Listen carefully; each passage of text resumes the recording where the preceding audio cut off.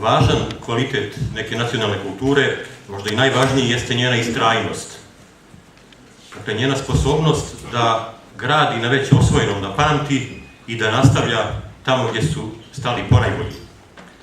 I mi obično kažemo da srpska kultura ima svoje nesumnjive vrijednosti i da povremeno ostvaruje visoke domete, značajne i u širim evropskim okvirima, ali da ipak kao da nemamo snage ili volje da te vrijednosti i domete zaista usvojimo, da ih praktikujemo na najširem nacionalnom planu, da ih ugradimo u naš, recimo, obrazovni sistem, da postanu vitalni dio našeg svakodnevnog života i onog srpskog kulturnog obrasca, o čemu je briljantno pisao pomenuti gospodin Slobodan Jovanović, čija sudbina i djelo sami po sebi predstavljaju najbolji dokaz koliko se može izgubiti ako tog kontinuiteta i te istrajnosti nema, ako se prekida, i to najčešće iz banalnih ideoloških razloga. Drugčije i oštrije rečeno, Srbi kao da s vremena na vrijeme potpuno zaborave svoja ponajbolja dostignuća i rade sve ispočetka,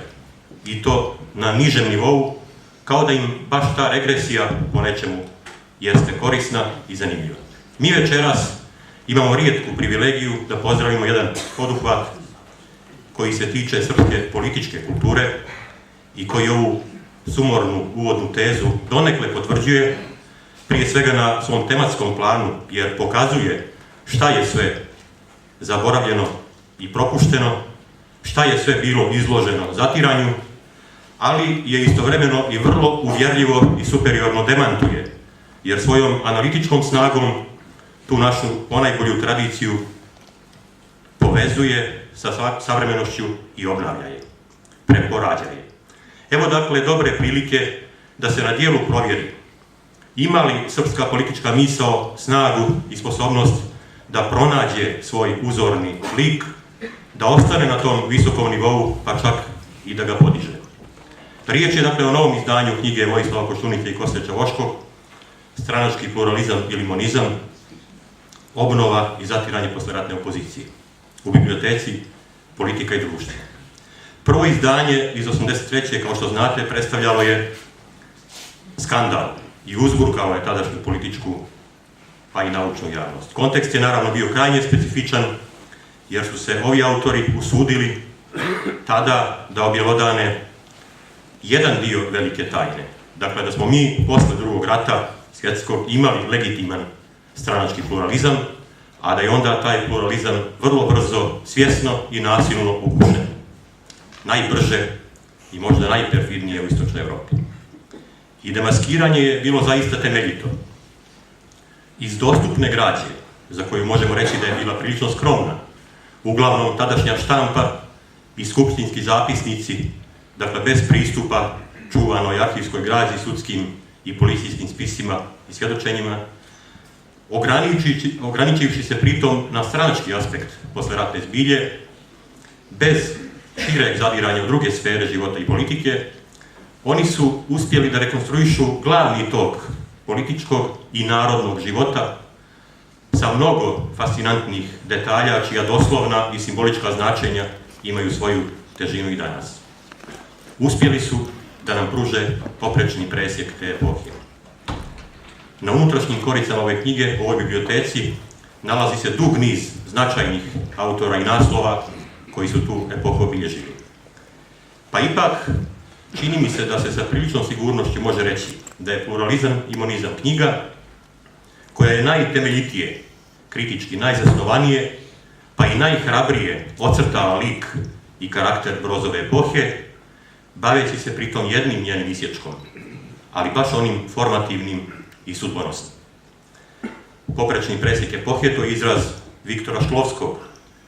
Naime, da bismo upoznali jedno doba, ne treba ići duž teme, već je treba, kako je učio Šklovski na primjeru Oklopnjače Potemkin, treba je presjeći poprijeko. Koštunica i Čavoški, kao što nam je poznato, važe za precizne i pouzdane istraživače koji se oslanjaju na provjereno gradivo. Ovdje je, međutim, veoma bitan i jedan, rekao bih, čisto intuitivan aspekt njihovog rada, jedan dubinski prodor u lik i karakter te epohe, nešto što je kasniji razvoj događaja potvrdio kad je građa postala pristupačnija i kad smo njihov opis mogli provjeriti. Pokazalo se da su oni nepogrešivo markirali ključnu liniju tadašnjeg demokratskog sunovrata, da su iz takve građe, tako reći, po šapicama prepoznali čitavo čudovište. Pritom, iako u stopu prate hronologiju kratke obnove pa onda brzog zatiranja opozicije, prate dakle događaje, autori su uspjeli da kroz to dokumentarno obavezujuće izlaganje tadašnjem čitaocu ponude čitav niz malih eseja koji se tiču ključnih političkih kategorija: slobode štampe, udruživanja, nezavisnosti sudstva itd. To jeste bila neka vrsta priručnika demokratije i jeste bila surova lekcija. Možemo samo zamisliti kako je taj nivo kompetencije, naučne, intelektualne i moralne, djelovao u ondašnjem javnom ambijentu, dok su naokolo punom snagom lebdjele Brozove teorijske zamisli ili analitička proniknuća Miloša Minića. Možemo također zamisliti kako bi bez takve knjige izgledala naredna decenija u Srbiji, koja je dovela do višestranačja i u kojoj su mnoge njene teme opet postale životno aktuelne. Ponekad izgleda kao da su autori tim izdanjem htjeli da sačine političku gramatiku za vrijeme koje dolazi. Jezik i stil ove knjige, naravno, zaslužuju poseban osvrt. Malo je domaćih radova koji tako dosledno, upečatljivo, na takvoj visini i sa toliko energije direktno sučeljavaju našu potisnutu političku tradiciju i naš deprimirajući praksis. Istovremeno, u svakom od tih dokumenata zbilje preovladavaju strogost i odgovornost. Tek povremeno i krajnje umjesno u analizu se upliće ironija. Pritom, a mogao bih to ilustrovati na mnogo primjera, autori pažljivo razmatraju okolnosti i otežavajuće i olakšavajuće i odmjeravaju ambivalencije i opozicione i režimske.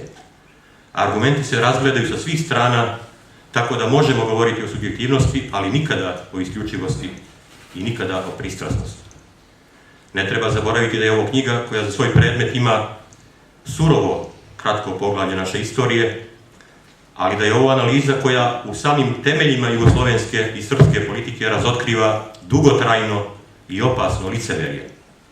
Dugotrajno zato što mnogi od odašnjih kritičara nisu imali i nemaju hrabrosti da svjedoče onome zašto su se uvjerili da je istina, a opasno licemerje zato što se ovdje falsifikovala živa istorija sa najtežim mogućim posljedicama ne samo za političke stranke, nego za živote ljudi i njihovih porodica.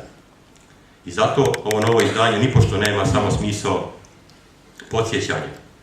Ono se pojavljuje u novom političkom i društvenom kontekstu sa veoma sličnim temama i problemima.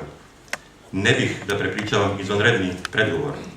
Jedan od autora ove knjige, kao što znamo, u međuvremenu je postao značajan srpski državnik, a drugi je jedan od rijetkih nepotkupljivih svjedoka i boraca za pravdu i slobodu.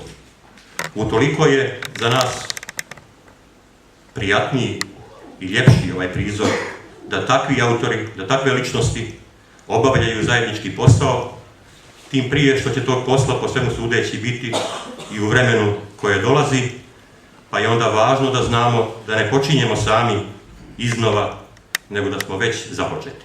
Zahvaljujem.